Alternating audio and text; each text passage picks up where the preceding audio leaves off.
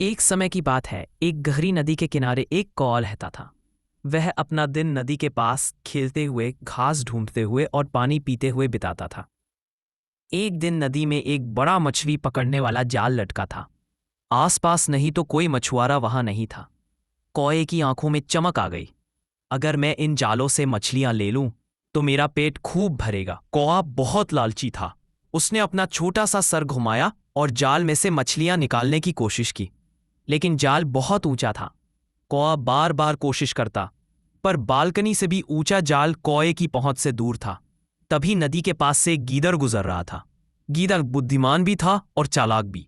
गीदड़ ने कौवे को जाल से मछलियां निकालते हुए देखा। गीदड़ बोला, कौवा भाई, तुम यहां क्या कर रहे हो? यह कठिन काम है।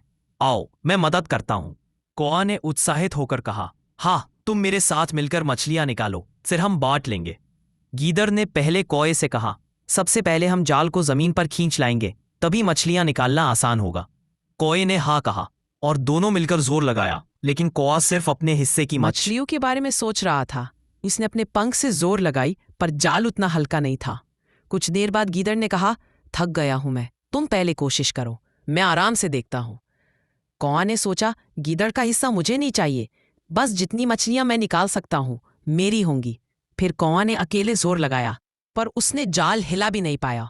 तभी गीदड़ चतुराई से पांव पकड़कर जाल को घिसकने लगा और वह आसानी से नदी के किनारे पहुंच गया।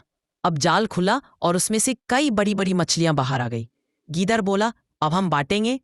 कौवा ने कहा, नहीं, मैं सब अपनी मांगता हूं, तुम केवल उतनी लो जितनी मैं कहूं। गीदड़ हंसा और बोला, तुम इतनी लालची होके दिखते नहीं कि काम दोस्त के साथ करना बेहतर है। गीदड़ ने जाल उठाया और नदी की ओर भागा और कौवा को वहां अकेला छोड़कर चला गया। कौवा को कोई मछली नहीं मिली,